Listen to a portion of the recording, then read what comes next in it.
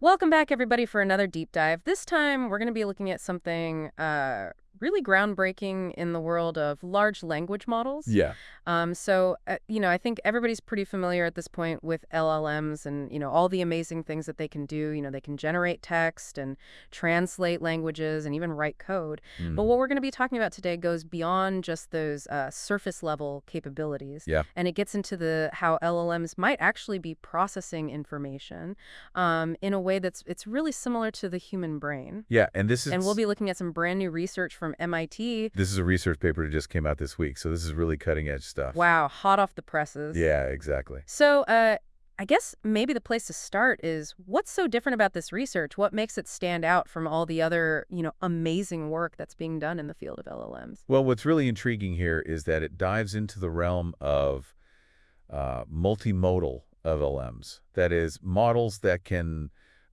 work with more than just text.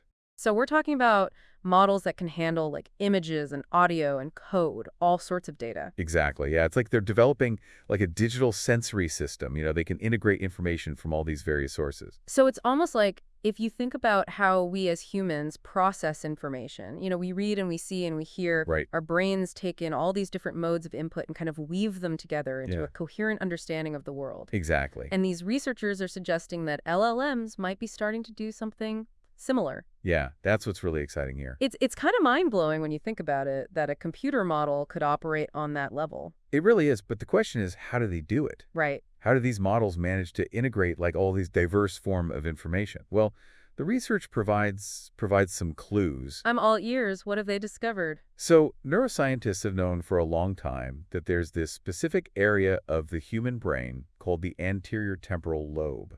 That plays a crucial role in processing, meaning Okay. it acts like a central hub, Okay. integrating information from all our senses to create like a unified understanding. So there's like a meaning-making center in our brains. You could say that, yeah.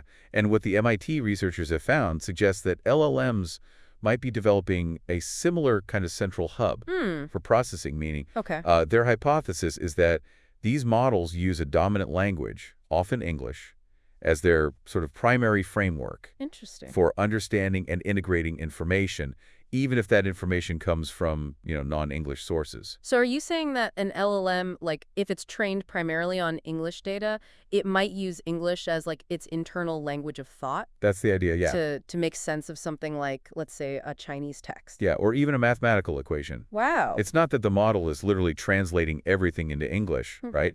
It's more that it's mapping the information onto its existing knowledge structure, which is heavily influenced by its dominant language. Right. That makes sense. And this approach could be incredibly efficient for sharing and processing knowledge across, diverse data types. That's a fascinating idea. So how did the researchers actually test this semantic hub hypothesis? What did they do? Well, they designed this really cool series of experiments. Okay.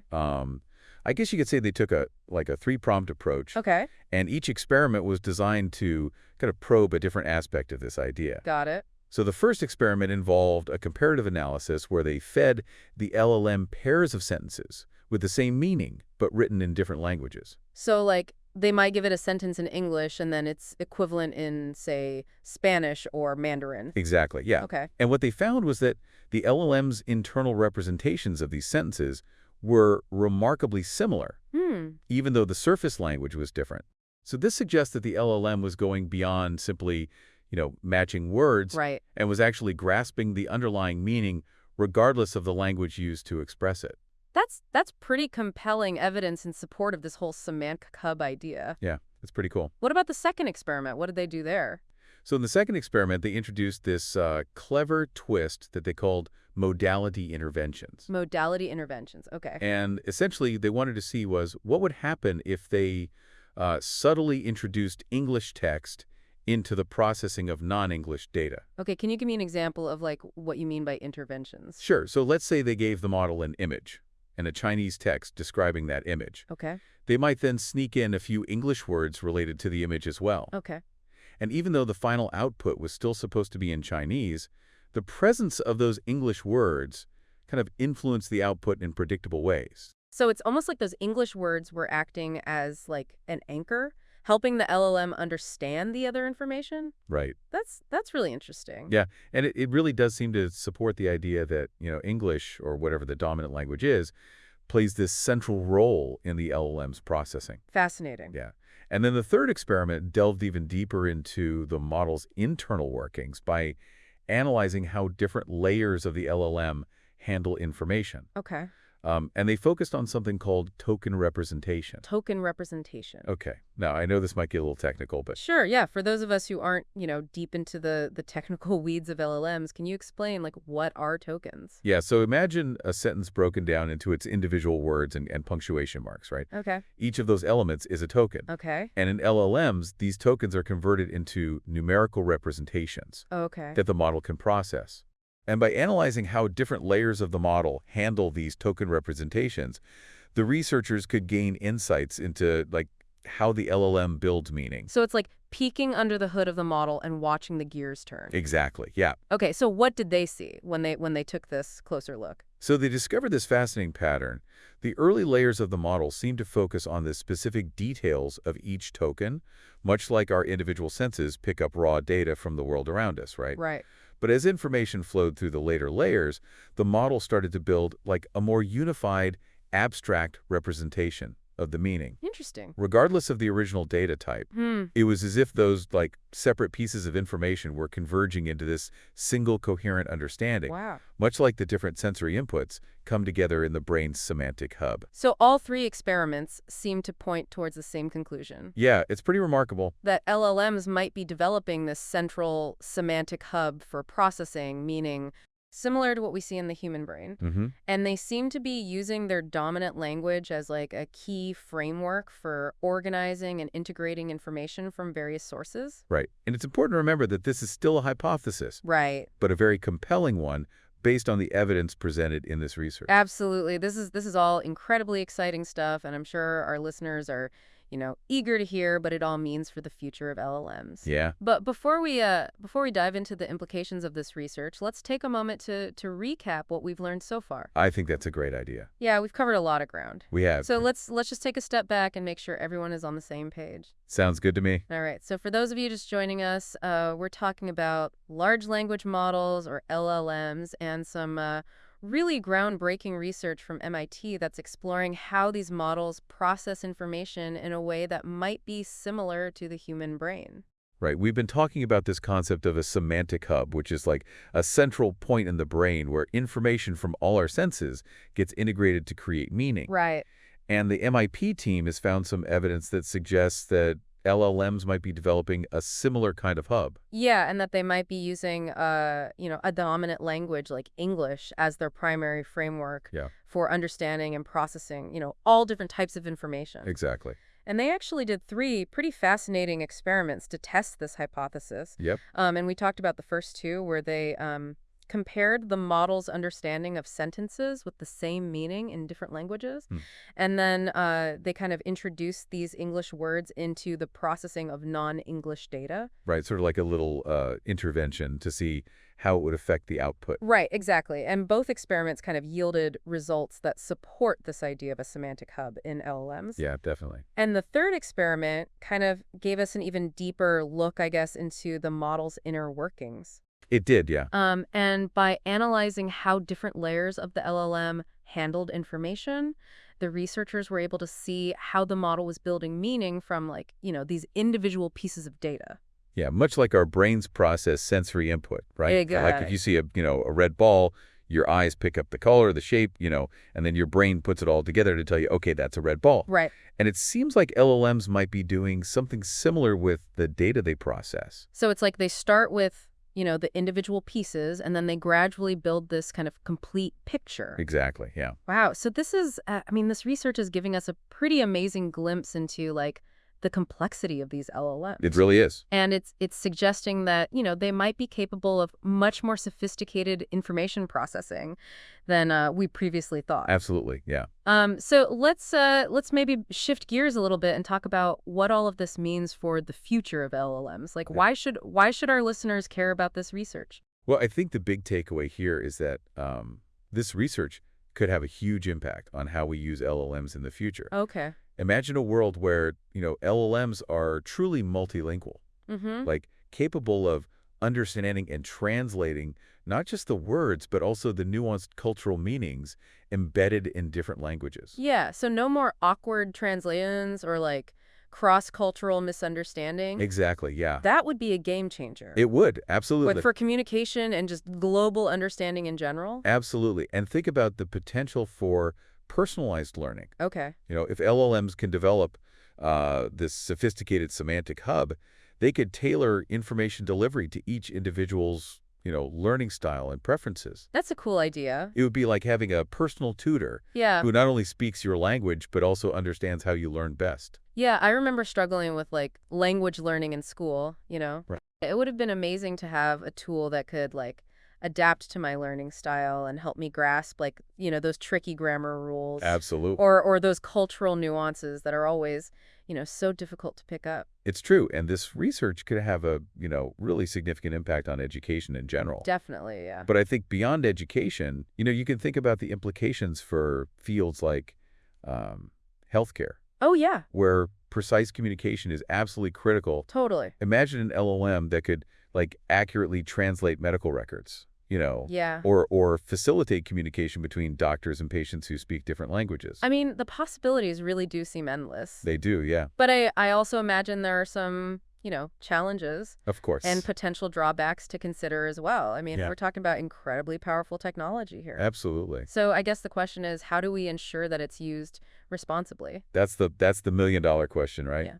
And it's one that researchers and developers are grappling with as we speak. Yeah. I think the key lies in understanding how these models work, Okay. which is why this research from MIT is so crucial. Right. The more we know about how LLMs process information and make decision, Mm-hmm. the better equipped we'll be to guide their development Right. and ensure that they're used for good. So it's not just about making them more powerful or efficient. It's Yeah. also about making them more transparent and accountable. Exactly. Yeah, we need to kind of demystify these black box systems, right? Right. So that we can understand their strengths and their limitations Yeah. and use them in ways that truly benefit humanity. That's a great point. And speaking of understanding these systems better, the MIT study's lead author, Xiaofeng Wu, he emphasized the importance of this research in helping us to like improve and control LLMs. Yeah, I read that. And he specifically highlighted the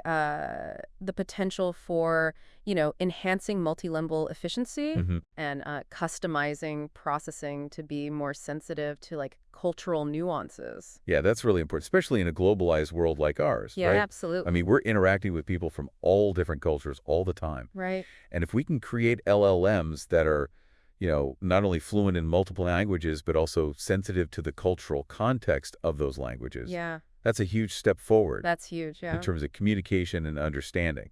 It sounds like, this research is really paving the way for this new generation of LLMs It is. that are not only more capable, Mhm. but also more aligned with like human values and needs. Yeah, I believe that's the goal. Yeah. I think we're at this really pivotal moment in the development of artificial intelligence. Mm.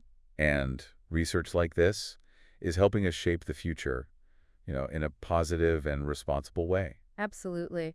This has been a really insightful conversation. It has. And I'm sure our listeners are buzzing with, questions and ideas. Hmm.